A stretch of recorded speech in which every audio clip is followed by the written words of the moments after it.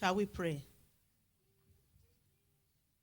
Everlasting King of glory, immortal God, invincible God, the only wise God, Daddy, we thank you for your goodness and mercy. Thank you for how you have started today's service with us. And every segment of it, a demonstration of how you love us and what you have in stock for us. Daddy, we say be exalted in Jesus' name. Amen. Ancient of days, we are going into your word right now. Each and every one of us are here, eagerly waiting for what you have for us all. Father, we pray that your word will come for us today in Jesus' name. Amen. Your word will come because of us, and your word will come even to reach out to every aspect of our lives in the name of Jesus Christ. Amen. Father, we pray in the name of Jesus, I pray that you use my tongue to deliver your word. Amen. Not my word, but your word for your people, your own people, in the name of Jesus. Amen. Whether here physically or online, let there be an impartation in the name of Jesus. Amen. Blessed be to the name of the Lord. In Jesus' mighty name we have prayed. Amen. Amen. Praise the Lord. Hallelujah. We are welcome again to church. God bless you all in Jesus' name. And it is now for us to go into the word in terms of what God has for us, whether we are here physically or online. By God's grace, the topic that I will be ministering on is titled, For Sarah Conceived and Bore a Son. Amen. Amen. For Sarah conceived and bore a son. Let's start by looking at the Bible passage, which is from the book of Genesis, chapter 11, verse 29. Genesis chapter 11, verse 29, which says, And Abram and Nahor took them wives. The name of Abram's wife was Sarai, and the name of Nahor's wife, Milcah, the daughter of Haran, the father of Milcah and the father of Iscah. Verse 30, but Sarai was barren. She had no child. For Sarai was barren. She had no child. And please, let's also go to Genesis chapter 21, verses 1 and 2. Genesis 21, verses 1 and 2, which says, And the Lord visited Sarah as he had said, and the Lord did unto Sarah as he had spoken. Verse 2, For Sarah conceived and bare Abraham a son in his old age, at the set time of which God had spoken to him.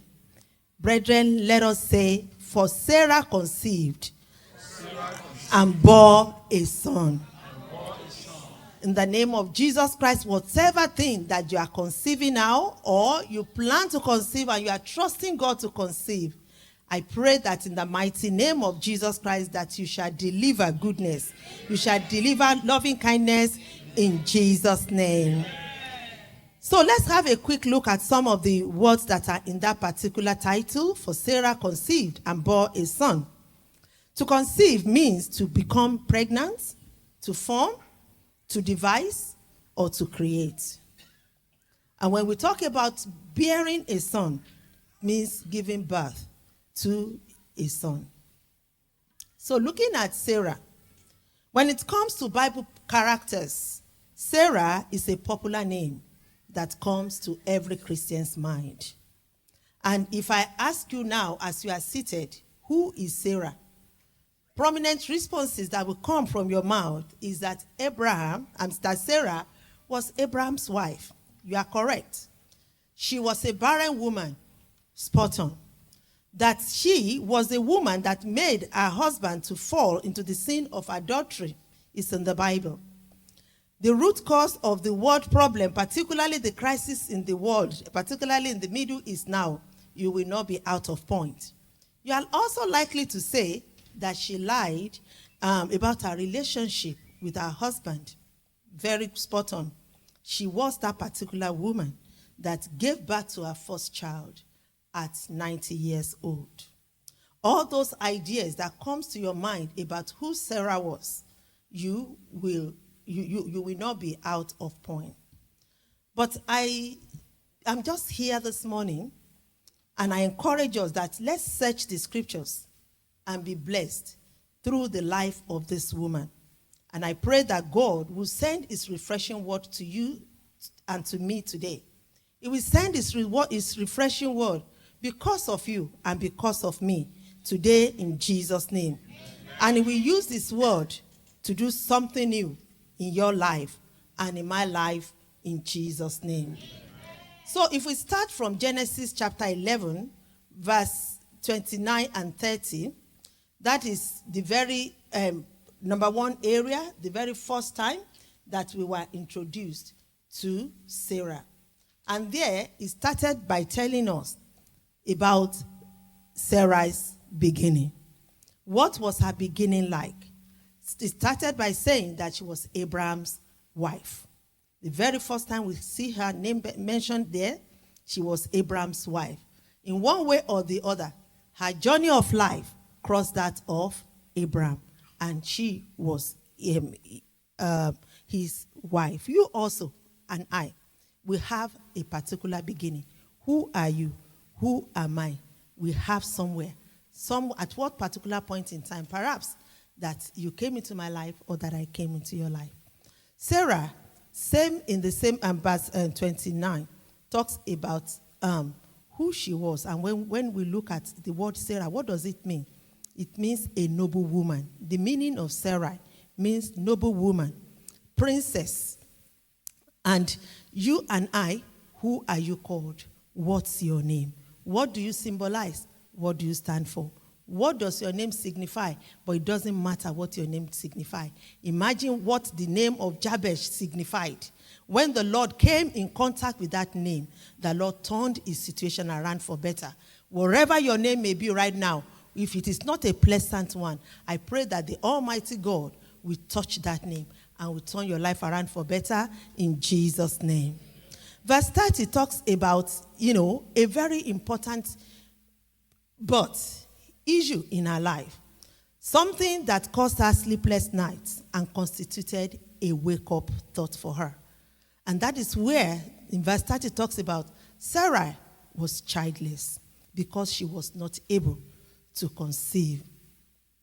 Though she was named a princess, though her name signified nobleness, she and the experience she was having was far away from being noble, from being a process, or being a princess.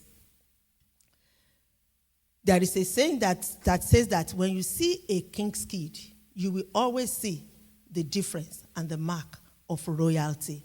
But in the life of Sarah, she was noble, but there was nothing noble about her experience. Are you here this morning? And you cannot see anything noble about what your situation is telling you right now, about what your circumstances is suggesting. Perhaps what you yourself know or people have brought to your attention. Because Sarah conceived and she bore a son in the name of Jesus Christ. You will testify of a new experience in the name of Jesus Christ. Like I said, let's have a quick look about a couple of things about this woman. If we look at Genesis chapter 12, that was when, the account of when when her husband, Abraham, told her that, when we get to Egypt, tell them you are my sister and all that. One thing that came to my mind there was that in the Bible, despite all that we have heard about her, Sarah had a very good insight into her husband's weakness and vulnerability. And she quickly keyed in to cover his nakedness. Her husband, Abraham, had problem of fear. Will you agree with me? She had problem of fear because I was just thinking, you are going on a journey to a particular place and the husband say, hang on, my wife, when you get there, tell them you are my sister and you are not my wife. A lot of things must have been going in his mind before he actually voiced it out. He had the fear of losing her as his wife. He had the fear of death because he mentioned that they will take you and they will kill me. Wives and husbands in the house, do you have deep insight into your husband or wife's weakness and vulnerabilities? Parents and children, do you have deep insight into your children or parents' weakness and vulnerabilities? The case for Abraham here was that of fear. What are the specifics for your husband and your wife? How are you stepping in to cover his or her nakedness? How are you being there for her or him with that medical situation, with the issues that have to do with mental health concerns, spiritual issues, emotional issues, career, and matrimonial or parental issues? Sarah did not use the opportunity of seeing her husband's problem of fear to claim holier than thou. And I'm trying to say that I believe Sarah would have had no condemnation in her heart to say she was Abraham's sister, because that was actually who she was. But she knew that the context was about, trying to pad that up. Despite her own personal challenge that we have mentioned of being barren and unable to conceive, Sarah had a space in her heart to be gracious to her husband. She did not use that opportunity to ridicule him. Are you using the opportunity of your wife to ridicule her? She did not call him derogatory names, disgrace him in the public. Are you disgracing or ridiculing your wife, your children, your parents in the public? Husbands and wives, we must not use our partner's challenges and vulnerabilities as platforms for ridiculing and disgracing each other. Parents and children, we must not use our children's and parents' challenges and vulnerabilities as platforms for ridiculing and disgracing them. Friends must not use each other's challenges and vulnerabilities as platforms for ridiculing and disgracing each other. Church members, how are you faring in this area? We must not use our leaders' challenges and vulnerabilities as platforms for ridiculing and disgracing one another. Rather, we must look out for opportunities to be there for one another. Pray for one another for an optimal outcome in those various areas of vulnerabilities. If we look at Proverbs chapter 31, verse 28, for example, Proverbs chapter 31, verse 28, that is about the virtuous woman. The Bible says that her husband looks for every opportunity to praise her and not ridicule her. Her husband directed all his energy to identify where to say, I love you, I care for you, you are beautiful, you are my sweetheart, you are the best person on the surface of the earth.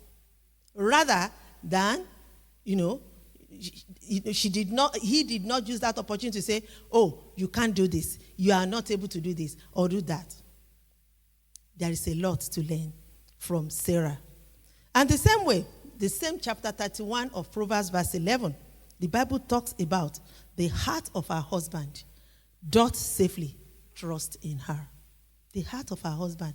That was because the husband had a place to say, I don't care what is happening out there. As soon as I come in to the arms of my wife, I'm in safe haven. I pray the Almighty God will make our homes, relationships to be blessed places in Jesus' name. Proverbs 27 verse 17 talks about iron sharpening iron. So a man sharpeneth the countenance of his friend. So what we are talking about, whether in the case of husband, wife, children, parents, friends, or whatever, there is a place that you can occupy in that person's life. Sarah was a beautiful woman. That was when the husband said, hey, you're a very beautiful woman. Oh. Please tell them that you are my sister. If you get there, they will just grab you. You'll be the hot cake there. Please, please, please, please. And lo and behold, that's exactly what happened. The moment she landed in Egypt, oh my God, it was the king that said, that particular woman, I put my leg on her. I just want her in my house. And things like that. She was very beautiful. From within, she received the accolade from her husband. And even among the Egyptians, she did. Psalm 139 verse 14. Psalm 139 verse 14 says, I will praise thee, for I am fearfully and wonderfully made. Many people, perhaps under the auspice of my voice this morning, are dealing with issues that have to do with body image. We have a lot of our young people that are consuming so much information that is making them to feel so less of a person, physically, mentally, emotionally, and spiritually. Whether you are young or old, listening to me now, please reflect on Psalm 139, verse 14, and speak to yourself, I am beautiful. I am handsome. Our mommy that spoke last Sunday, Sister Jani, she spoke a lot about who you are. That you are you are forgivable. You are lovable. Please speak to yourself. It doesn't matter what people are saying. Whose report will you believe? I will believe the report of the Word of God, the report that comes from God. And you are beautiful, you are awesome, you are full of virtues and great substances. You have a lot to offer as a matter of fact. Are you giving up on yourself and thinking, in the first instance, what do I have to offer? Who know me? Nobody may not know, and people may not know you, but God knows you. That's why you are fearfully and wonderfully made. You are important to the body of Christ, to this nation, to your generation. So you're worth more than what you can even think or imagine. I know that many issues that people face, they may be covering them with all manner of beautiful clothes, just in the case of Sarah. But God located her. The Lord will locate you this morning. The Lord will locate you where you are. The Lord will locate you in your situation in the name of Jesus Christ. And another thing about Sarah is that she was a channel of blessing to her husband.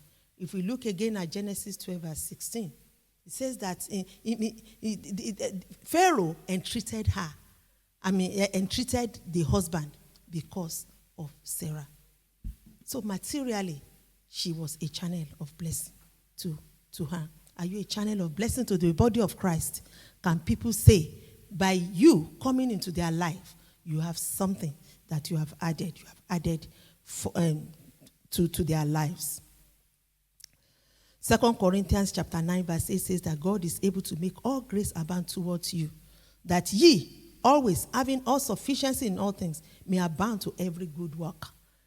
May abound in adding value to people's life. May abound in adding value to your generation, to your people, wherever you go. Sarah enjoyed God's mercy. And I pray you and I will enjoy God's mercy today in the name of Jesus Christ.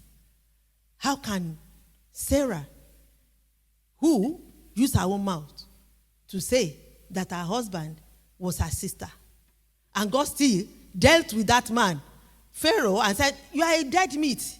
Better release her straight away. How can you do such an iniquity to her? God protected her. God protected her. No wonder. The Bible says in the book of Romans chapter 9, verses 15 to 16, it says, I will have mercy on whom I will have mercy. And I will have compassion on whom I will have compassion. So it is not of him that willeth, nor of him that runneth, but of God that sheweth mercy. You may not be perfect where you are sitting there. The devil is just showing you how bad you are. The devil is bringing the picture of how terrible you have been, of how your beginning was so bad and so poor, and perhaps even suggesting, can God accept you back again? The Bible says, I will have mercy on whom I will have mercy. The Lord will have mercy on your situation today. He will reach out to you, and he will reach out to me in the name of Jesus Christ. Now, our topic, for Sarah conceived and bore a son. It means eventually Sarah gave birth to a son. Despite all odds of old age, menopause, and physiological limitations, Trust me. Hang on, brethren. Guess what? Sarah became pregnant and gave birth to a son. Regardless of the fact that she was written off, she has actually written herself off. Because how can we explain her taking her own slave girl to her husband? That's a demonstration of her writing herself up. She wrote herself up and lost hope of ever giving birth, as we can see in Genesis chapter 16.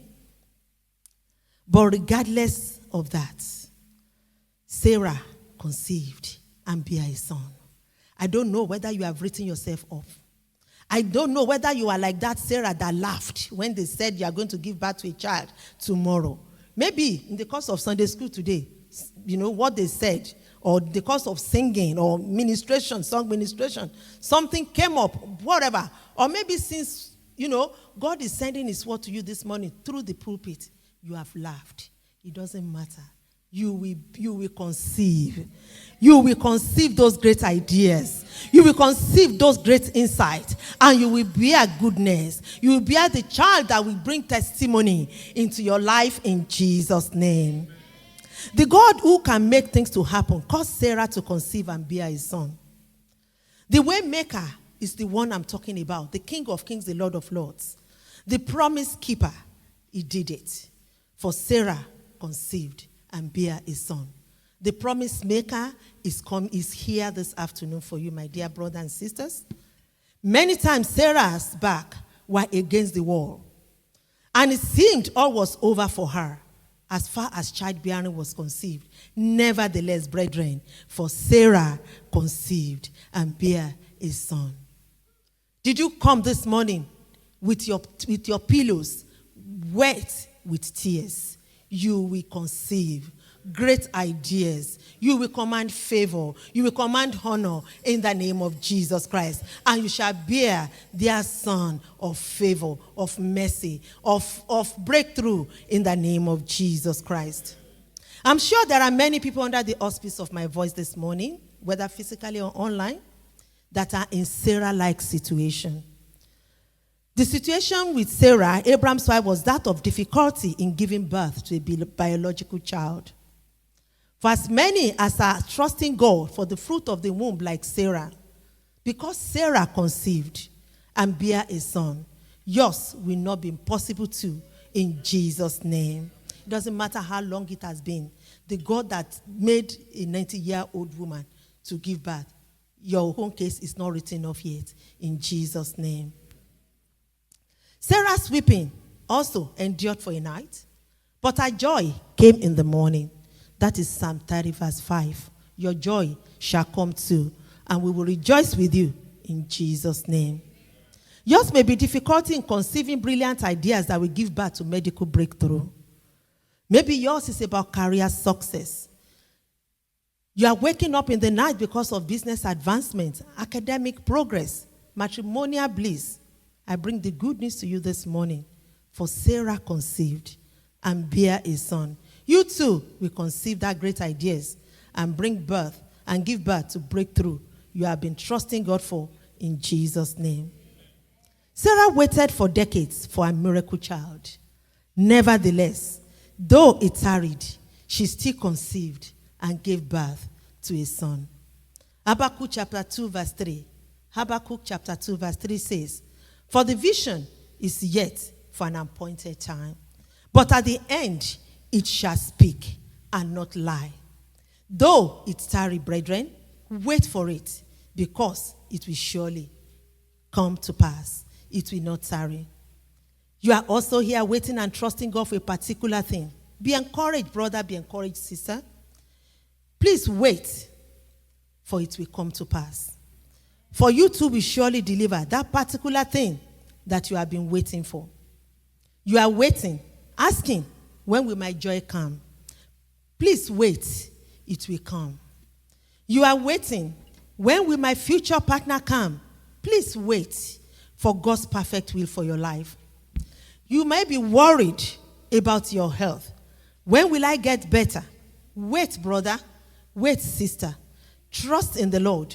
The great physician is still on the throne. You shall live and shall not die, to declare the goodness of the Lord. That is what Psalm 118, verse 17 tells me. Are you waiting there? When will my visa come? When will I have peace and settle in this country? Brothers and sisters, please wait. Don't cut corners. Your visa will come. Waiting may be difficult, I know. And we may say this in the case of Sarah, who cut corners in the midst of waiting. And the whole world continues to suffer today because of the repercussion of her not waiting. So please, brethren, let's talk to ourselves now. Please mention your name. I will mention my name. Olaide. Please wait. Don't cut corners. Please wait. Don't dip your hands in something that will not give glory to God. Sarah was old. She had passed her menopause and contended with many physiological limitations. All the same, Sarah became pregnant and gave birth to a child. Are you holding yourself back because of age? Reluctant to take laudable steps that will lead you to advancement? Are you nursing many excuses? I'm a woman. Don't you know I'm a woman? I'm a migrant. I'm not fluent in English. I am single. And all manner of excuses. We can see in the case of Sarah that when the Lord is in a thing, age is just a number. Exodus chapter 14 verse 15 says, And the Lord said unto Moses, Wherefore criest thou unto me? Speak unto the children of Israel that they go forward. My sister, my brother, my mommies and daddies in the house, my children. The word of God is coming to you this morning. Go forward. Go for that training. Learn new skills, my brothers and sisters. Build your capacity. Go for the next level. The Lord will back you up in Jesus' name. And you shall deliver great exploits in Jesus' name. Regardless of the fact that Sarah wrote herself off and lost hope, God proved to her that he did not write her off. Like we mentioned the other time. For God visited Sarah. That is verse 1 of chapter 21, Genesis 21. God visited Sarah and conceived and gave birth to a child. Are you under the auspice of my voice? And for whatever reason you have written yourself up, the Lord has not written you off. He's saying that he's here. That your yesterday does not define you.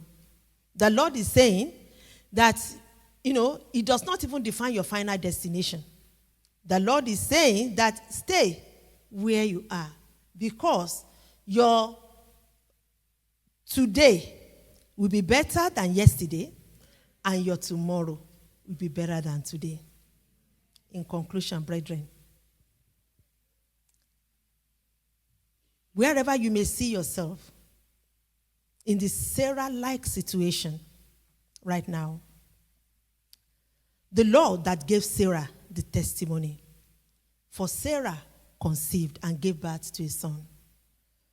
You too, you will give birth to that glorious testimony in the name of Jesus. Your testimony will be uncoverable. Your testimony will defile every doubt. And you will continue to give glory to the Almighty God. In Jesus' name, you shall deliver goodness, pleasurable outcomes in Jesus' name. Shall we please rise up and pray? Let's go to the presence of the Most High God now. Present that Sarah-like situation in your life. You don't know the Sarah-like situation in my own life. Neither can I boast that I know yours.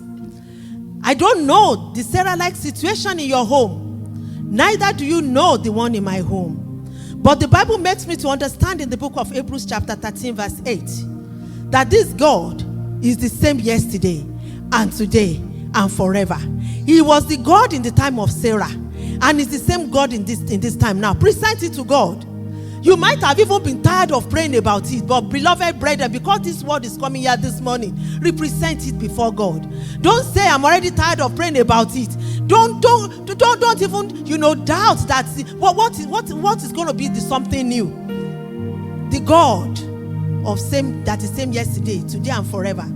He's saying represent it before him. Represent it before him and say, God, give me a testimony to do something new in my life.